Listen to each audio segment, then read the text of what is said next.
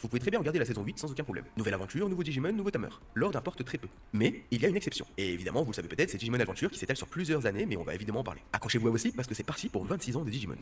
Et là, il t'a pas honte. 1999-2000, Digimon J'ai Adventure. honte. Et oui, obligé de commencer par le début. Digimon Adventure, c'est probablement la saison la plus connue de toute la franchise. C'est là que la plupart des trentenaires ici ont découvert Digimon tout gamin, en rentrant de l'école devant Fox Kids, Jetix ou encore TF1. Ça reste la saison qui pose toutes les bases. Un peu comme la première saison à Kanto pour Pokémon ou la première saison de Yu-Gi-Oh! Dans le royaume des duelistes. Et aujourd'hui, c'est même devenu complètement culte. On y découvre les premiers enfants élus, Tai, Matt, Joe, Mimi et les autres. On découvre pour la première fois l'univers avec l'île des fichiers binaires, une partie de coaching en serveur et surtout ce qu'est un Digimon et le système de Digivolution. C'est un pilier à voir absolument si vous ne savez pas par où commencer. Et même si les droits français ont été perdus et jamais renégociés, la série reste facilement accessible aujourd'hui. Vous pouvez la regarder en version japonaise sous-titrée en français, donc sans censure. Elle est disponible à ma connaissance sur les plateformes de streaming comme Crunchyroll ou Anime Digital Network, ADN. Pour la version française, par contre, soit vous avez encore des cassettes VHS et un magnétoscope et vous essayez de trouver les reliques en brocante ou sur Vinted et eBay, soit vous la trouverez par des moyens un peu plus discutables. Et évidemment, là-dessus, je peux pas vous en dire plus sur YouTube, vous imaginez bien. Il existe bien une version française de l'équipe fandub de Digimon. C'est du doublage non officiel, mais ça reste très correct et très pro. Mais on ne va pas trop s'attarder sur cette saison parce que forcément, si vous ne l'avez pas vu, j'ai pas envie de vous spoiler ce monument. Et si vous l'avez vu, bah vous attendez la suite.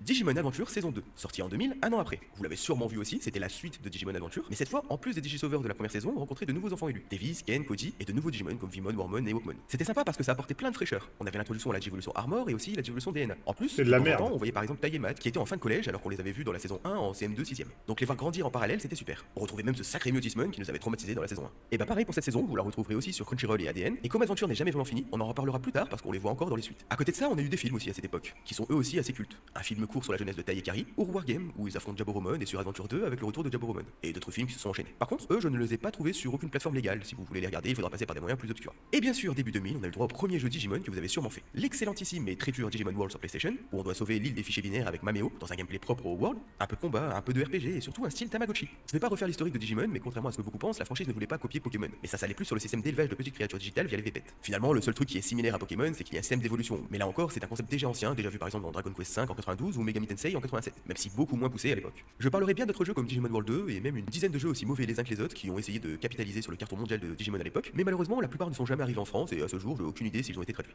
Et en 2000, vous avez sûrement aussi croisé les cartes Digimon, les premiers sets du tout premier TCG. Je sais que beaucoup ont fait la collection, même si franchement c'était injouable et personne n'a jamais compris les règles. Cependant, je suis obligé d'en parler parce que 20 ans plus tard, le nouveau est sorti et surtout si vous avez encore des cartes, le set en français coûte vraiment un bras. C'est devenu des objets de collection au même niveau que les cartes Pokémon du premier set. Bref, on n'en parlera pas plus que ça, mais fouillez vos cartons de jeunesse au cas où vous aurez de petits trésors. C'est d'ailleurs l'âge d'or de Digimon, avec une popularité mondiale que les plus jeunes n'ont malheureusement jamais connue. Et ce n'est pas fini car Digimon capitalise sur son rendement et sort la troisième génération très vite. 2001, l'ère Tamer. Et oui, on arrive dans le deuxième acte, la franchise a ultra rentabilisé Adventure et veut se renouveler. C'est là que sort la troisième génération de Digimon qui marquera la franchise, en bien ou en mal. Neige à Marseille. Tamer a longtemps été la Oui, meilleure mais saison, une tempête de merde. sombre et mature, J'étais malgré un dehors, style de de la dessin merde. un peu enfantin. Un style qui restera jusqu'à Frontier l'année suivante. On part donc sur un multivers où Adventure n'existe pas et où l'on rencontre de nouveaux Tamers et Digimon. Takato, Rena, Henry et des Digimon emblématiques comme Gilmon, Renamon et Terriermon. Une bonne partie de l'aventure se passe dans le monde réel et une autre partie dans le Digimon. Le hic, c'est que dans cet univers, les Digimon sont à la base un jeu de cartes. Donc beaucoup de choses mises en place comme la Digivolution biomère où le Tamer fusionne avec son Digimon pour atteindre la forme méga ne sont plus canoniques dans l'univers. Et certains boosts via des cartes au Digivice disparaissent aussi. Mais à part ça, Tamer reste une très bonne saison et un très bon point de départ. Extrêmement mature, parfois violent et sombre. Elle se trouve aussi sur ADN et Crunchyroll en version originale sous-titrée française si jamais vous voulez la découvrir. Il y a eu aussi deux films liés à cette série, Battle of Adventurer et Runaway Locomon, mais ils sont sortis uniquement au Japon et aux US. Au niveau des jeux de cette période, il y a eu énormément de mauvaises aventures que je ne conseillerais pas du tout. C'était encore l'âge de la PS1 et surtout la mode des consoles portables. C'est d'ailleurs à cette époque que Bandai a sorti sa WonderSwan Color avec pas mal de jeux Digimon, tous aussi mauvais les uns que les autres. D'ailleurs, elle sortira du marché 2 ans plus tard, largement dépassée par la Game Boy Advance. Par contre, dans le tas, on a quand même eu Digimon World 2003 sur PlayStation, qui était vraiment pas mal, un jeu qui surfait sur la mode des JRPG de l'époque, comme Final Fantasy, avec même un mini-jeu de cartes que j'ai passé plus de temps dessus que pour finir le jeu. Et si on met de côté les animations très vieillottes, franchement, c'est encore largement faisable sur émulateur et c'est un jeu culte pour beaucoup de joueurs. À cette époque, Digimon était mondialement reconnu comme le concurrent direct de Pokémon par le grand public. Même si sur le papier, les licences étaient très différentes, les deux étant si populaires parmi les jeunes que la comparaison se faisait naturellement. En France, on n'a pas perçu comme ça, car les chaînes télé et les émissions de dessins animés avaient beaucoup plus poussé et misé sur Pokémon, qui était plus grand public et moins violent. Surtout que la chasse aux animés japonais était en route depuis quelques années après la fermeture du Club Dorothée, qui avait fini par s'arrêter à cause de, par exemple, Ken le Survivant ou Dragon Ball, et merci donc Ségolène Royal d'avoir gâché notre enfance. Par contre, au niveau mondial, et encore plus au Japon et dans les pays hispaniques par exemple, Digimon était au plus haut en popularité. 2002-2005, Frontier. Et oui, à l'époque, tous les ans, il y avait du contenu Digimon, et là, on a encore un reboot. Frontier met en avant un lore très sympa, notamment l'arc Lucemon et globalement les 10 guerriers légendaires. Mais malheureusement, ils sont restés dans leur optique de pouvoir fusionner avec les Digimon. Simon, je l'avais dans le jeu. Qu'est-ce qu'il est chaud. Enfin, même pire, les enfants élus deviennent des Digimon. Oui, vous l'avez compris, c'est l'arrivée des hybrides. Même si, avec le recul et les yeux d'adulte, je trouve ça pas si mal et que j'aime beaucoup maintenant, en tant que jeune à l'époque, je me disais, mais pourquoi Digimon c'est devenu Power Ranger? C'est une saison très mitigée pour les fans, on garde le côté dessin enfantin de Tamer dans un monde très sombre et des thèmes très matures. Plus de partenaires Digimon à proprement dit, même si des Digimon emblématiques comme Bokomon viennent se greffer au groupe. C'est probablement la saison qui a fait décrocher le peu de fans qu'il restait. D'ailleurs, côté film, il n'y en a eu qu'un, Island of Lost Digimon, et il a totalement floppé. Et c'est dommage car la saison n'est pas si mal, d'ailleurs de nos jours, ils ont gardé ce côté enfant qui peut évoluer, mais ils ont quand même canonisé les formes via des Digimon rookies pour les jeux et l'univers étendu. Un demi-retour en arrière sur les hybrides. Elle est comme les autres disponible sur Crunchyroll et ADN. Il y a aussi un film très obscur pour l'époque, vers 2005, le film X Evolution, fait entièrement en 3D. Bon, je l'ai revu il y a pas très longtemps, mais globalement c'est un film en cinématique PS2 et encore. Il introduit les Royal Knight, Yggdrasil et les X Antibody. Le film a totalement floppé et la Toei et Bandai ont failli tout arrêter ici. Les jeux qui étaient mauvais ne se vendaient plus, personne n'allait voir les films qui étaient horribles et Frontier dénaturait trop la franchise. Et oui, quand on tire trop sur la corde, on arrive au bout. Mais la suite va être encore pire malgré la prise de conscience de la Toei qui va essayer de revenir aux sources. 2007-2010, Saver. Là, un nouveau problème se pose pour Digimon. Les jeunes qui étaient fans d'aventure et de Tamer, ne s'intéressent plus à Digimon. Ils ont vieilli et sont devenus adolescents. Entre deux, on a eu le droit au Big Free avec One Piece, Bleach et Naruto. Pokémon est encore en plein buzz, même si les efforts sont faits, ça paraît trop tard. Digimon n'intéresse plus personne, même au Japon. C'est le début d'une descente aux enfers pour la franchise. La saison Digimon Data Squad, bien qu'excellente et qui développe pas mal de nouveaux Digimon et de lore, Marcus et Agumon sont terriblement stylés, mais toute la franchise est simplement ignorée. Les jeux qui restent sortent sur Pokémon, Mario Kart ou même les jeux de combat pour essayer de vendre quelques unités. Et bien que Saver soit probablement l'une de mes saisons préférées, j'avoue que moi aussi j'avais lâché à ce moment. J'ai rattrapé quelques années plus tard et Pokémon, c'est mes Digimon préférés. Mais dans les jeux, il pue sa mère. Dans la série, il était lourd, dans les jeux, il pue sa mère. concernant les films, là aussi il y en a eu 2 sur la saison qui étaient même plutôt bien, et comme la plupart des séries Digimon, elle est encore dispo aussi sur Crunchyroll et ADN. Les équipes de la franchise se remettent donc en question. Ils veulent rajeunir le public, ce qui nous mène à la New Age de Digimon. 2010-2017, X-Ross et Appmon.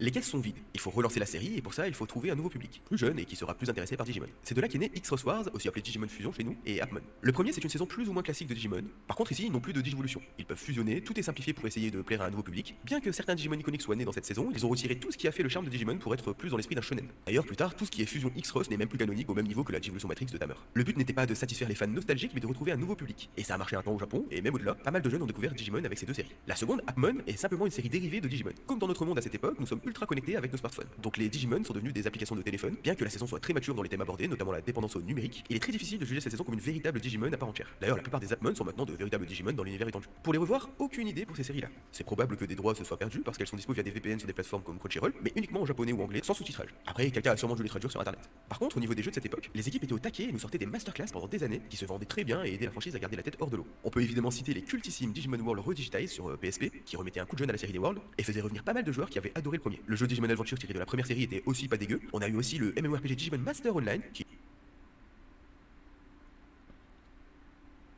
est encore actif aujourd'hui. D'ailleurs, j'y joue encore de mon côté sur le serveur Omnimon si jamais Pareil, vous passez. j'attraperai Et oui, jamais il fallait bien surfer sur la mode des jeux multijoueurs coréens. Digimon World Next Order se veut aussi comme un reboot de la série World sur console de salon, presque un remake du premier où tout est mieux développé, toujours avec ce système de Tamagotchi. Mais cette fois-ci, on a le droit à 2 Digimon au lieu d'un. Oui, vous l'avez vu venir, c'est surtout pour les Digivolutions de Jogress. D'ailleurs, il est sorti dans un silence total et la plupart, comme moi par exemple, ne l'ont fait qu'en 2023 après sa sortie PC et Switch. Mais surtout, en 2017, sort un énorme jeu, Digimon Story Ah, il était bien. bien accueilli à son niveau Je par l'ai les fait. joueurs et la critique, ce qui a permis aux fans de la première heure de revenir massivement. Bien que le jeu ait eu un tout petit budget, ce qui justifie parfois son côté un peu répétitif, ça a lancé et installé le style JRPG officiel des jeux Story. Des heures de jeu, énormément de Digimon, un fanservice présent. Pour l'époque, personne ne s'attendait à un retour en force de Digimon. Mais Cyberspace a bien aidé. Et ce n'est même pas fini parce que peu de temps après sort un DLC, Hacker Memory, qui n'est même pas un petit DLC mais un jeu à part entière. Certes, dans le même monde, avec les mêmes cartes et presque les mêmes personnages du jeu de base, mais avec des dizaines voire centaines d'heures de jeu, ce qui ravit les fans. D'ailleurs, petite précision pour ce jeu, c'est développé par Mejavision. Et suite au succès de Exactement. C'est pour ça que j'ai pété les plombs. Le jeu, l'autre, c'était des 100 heures de jeu. Celui-là, il se finit en 20 heures, c'est réglé. Ça, je me suis dit, attends, mais c'est trop court. Il nous pisse dessus. On a vu un jeu méga long, méga complet. Là, on a ça. ce jeu, ils se sont directement mis au travail sur un autre Digimon Story qui sortira 8 ans plus tard et que vous connaissez sûrement. C'est donc après presque 10 ans la tête sous l'eau que la franchise revient. Ils ont enfin compris que la qualité primait sur la quantité et que le public était toujours là à condition de sortir des choses intéressantes. Et donc, entre 2015 et 2018, sort la suite de la saison 1 et 2, Digimon Adventure Tree.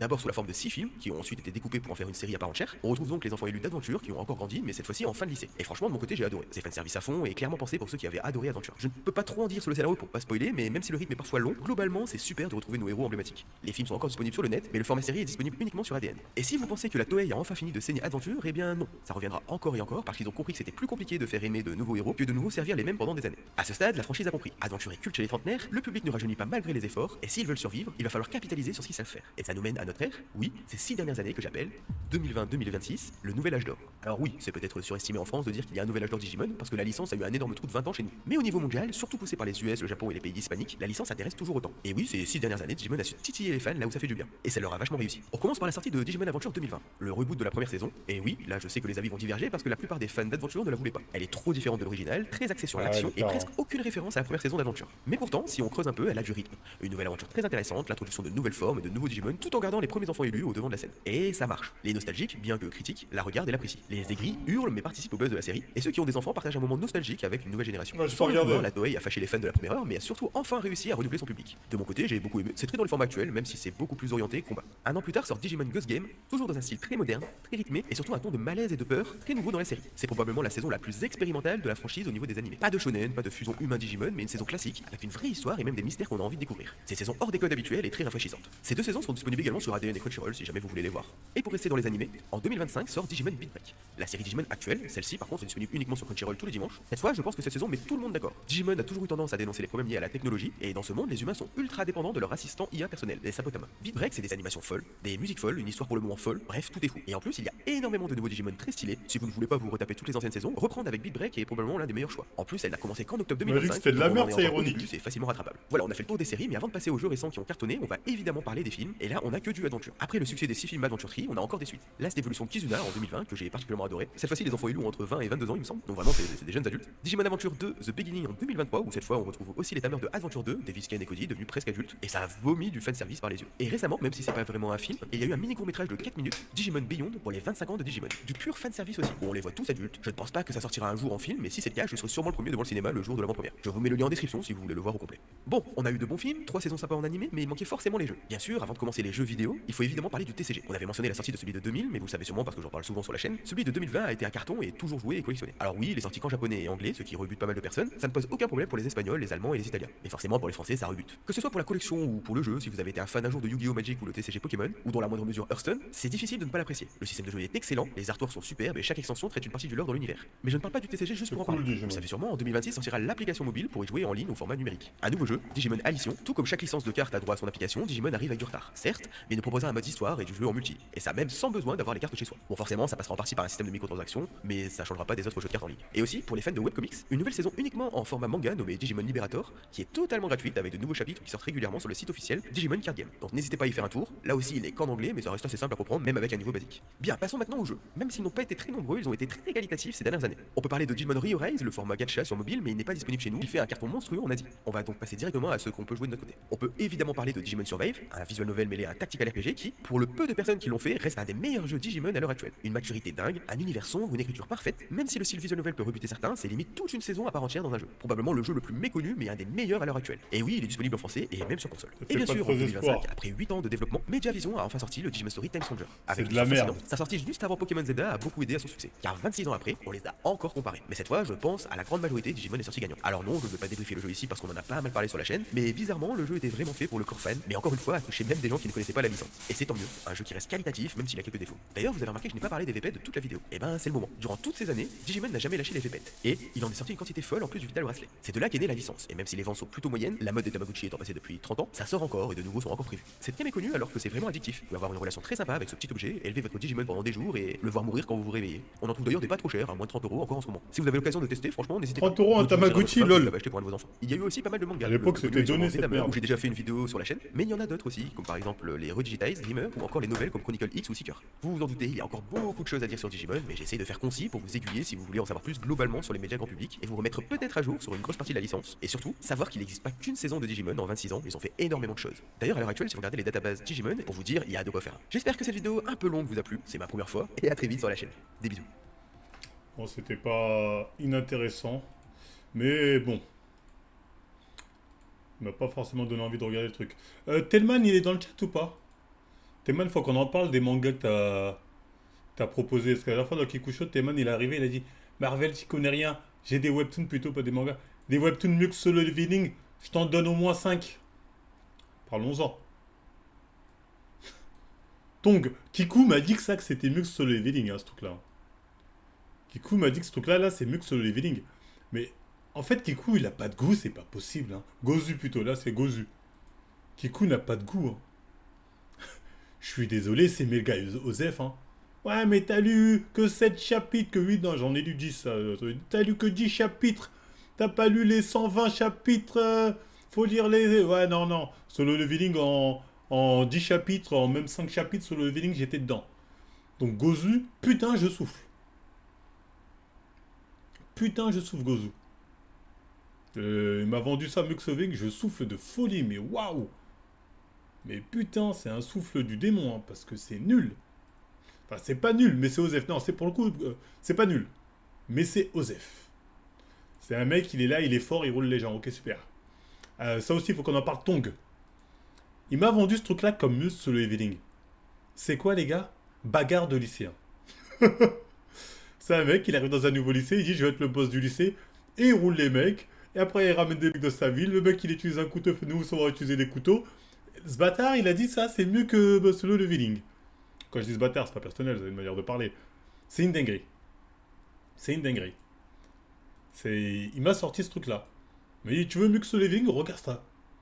Mais je rêve. C'est pas, attention, c'est pas inintéressant. Enfin, si, pour moi, oui. Parce que franchement, les trucs de lycéens comme ça, en fait, j'en ai rien à foutre. Pour moi, c'est inintéressant. Bon, il y a quelques chapitres, j'ai pas mis tout. Bon, le début, j'ai suivi. Hein. Ça, je crois que je suis allé jusqu'au chapitre 10 quand même. Mais parce que je voulais voir comment elle allait s'en sortir. Mais au bout d'un moment, c'est vas-y, frère. Ça tourne en rond. Après quoi, il va ramener ses potes. L'autre, il va ramener d'autres mecs. L'autre, il va ramener la mafia. Donc, j'ai soufflé de ouf. Après, l'autre manga qui est censé être mieux que Solo Leveling, Togo. C'est à peu près la même histoire. Hein. Des lycéens qui se roulent. Lui, il veut venger son frère qui est mort de la faute de certains lycéens. Du coup, il se fait passer pour son frère, je sais pas quoi, ou un truc comme ça, j'ai oublié. Pour rouler les mecs, il se fait passer pour une victime, pour les prendre un par un. C'est vraiment pas ouf. C'est vraiment pas ouf. Hein. Je veux dire que ça, c'est Max Leveling, c'est n'importe quoi. Vraiment n'importe quoi. Ensuite, Blood Rain. Ça, c'est de la merde. Ça, j'ai arrêté au bout de 5 chapitres, j'ai pas pu aller au-dessus, aux 6 chapitres. C'est un truc de mafieux. En fait, c'est un bandeur de trucs de mafieux. J'ai remarqué ça. En fait, Tenman, c'est un bandeur de trucs de bagarre, de mafieux. Parce que 90% des trucs qu'il a proposés, c'est que ça. C'est que des bails comme ça. Il y a des gens comme ça, c'est des bandeurs, et ils sont persuadés que leur truc là, c'est lourd, alors que c'est du basique classique à osefri de folie. Ensuite, Castle. Castle, c'est quoi l'histoire? Un mec tueur à gages qui veut se venger des gens qui ont tué son père quand il était jeune. Du coup, il monte une équipe pour aller, une équipe de tueurs à gages pour aller défoncer l'organisation qui tient en tête en Corée. Oh, c'est de la merde. C'est de la bagarre, c'est ah attention, moi je suis chaud. Oh, c'est de la merde. Oh, c'est de la merde. C'est vraiment de la merde. C'est waouh. C'est bon, lui apparemment ça le fait plaisir.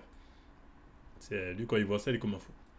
Donc de la merde, de la merde. J'en avais d'autres. Par contre, il y a un truc qui m'a proposé qui est lourd, c'est ça. C'est le seul truc qui est lourd. Envoie-moi le lien de Castle s'il te plaît. Si t'assistes, hein, c'est de la merde. Hein. Le seul truc qui est lourd, c'est ça. Ça par contre, c'était lourd. Là, par contre, dommage, il n'y a pas la fin. Hein, il n'y a que 88 chapitres. Faut voir la fin. Là, par contre, ok, ça va potentiellement mieux que Solo Leveling. Le seul truc, c'est ça. Eternal Redrating Night. Là, par contre, là, j'ai enchaîné. Là, j'ai enchaîné. Oh putain, c'est lourd. C'est vraiment le seul truc qui était lourd. Pour moi, c'est celui-là. Tout le reste, c'était de la merde. Ça, par contre, c'est lourd. Là, ok. Là, on peut parler. Faut voir la fin. Mais là, peut-être potentiellement, potentiel à être beaucoup mieux que Solo Leveling. Je dis pas. Je dis pas. Voir comment ça évolue, mais ça, c'est lourd. Ça, pour le coup, moi, j'ai kiffé. En plus, c'est ma cam. En fait, c'est un mec, je vous résume rapidement. Son rêve, c'est d'être un chevalier. Dans cet univers, les chevaliers, c'est les mecs les plus chauds de la Terre. Frère, ils arrivent, ils arrêtent une guerre tout seuls. Sauf que lui, il est nul. Il est très très nul. Pourtant, il a 30 ans, il s'entraîne toute sa vie. Ben ouais, il n'a pas le niveau. Un jour, il va à la guerre et il meurt dans le champ de bataille. Bah, parce qu'il est nul. Du coup, il meurt. Sauf que, euh, quand il meurt, il se rend compte qu'en fait, il revit la même journée. En fait, il revit la même journée jusqu'à ce qu'il réussisse à ne pas mourir. Et comme ça, il progresse. Tout en réussissant son truc, il arrive à progresser, à devenir plus fort, etc. Mais c'est bien fait. Ça peut être classique. Moi aussi, au début, je me suis dit, un peu classique. Mais la manière dont c'est amené, non, non, c'est pas redondant. J'ai promis que c'est pas redondant. Parce qu'à chaque fois, c'est différentes situations. Et même, ça lui fait apprendre différentes skills. Moi, j'ai kiffé. Perso, j'ai kiffé. Perso, moi, je valide et j'ai kiffé. Après, c'est ma cam, les trucs dans le temps, tout ça, j'aime bien. Non, mais c'est pas du vu et revu, justement. Le sentence to be hero, d'ailleurs, je comprends le buzz. Ah ouais, j'ai pas vu. C'est pas... Faut pas croire que c'est redondant. Franchement, pour moi, c'est lourd. Faut voir la suite. Pour l'instant, il y a que 88 chapitres et ça m'a l'air d'être un manga qui sera... Un manga qui sera assez long. Donc j'ai un peu le somme de l'avoir découvert à 88 chapitres. J'aurais préféré le découvrir à 130 chapitres. Mais tout ça, là, poubelle. Poubelle. Poubelle. Poubelle. Il n'y a que ça qui est sauvable. Et attends le prochain chapitre avec hâte. L'anime de singe, il est bien. Bah, il y a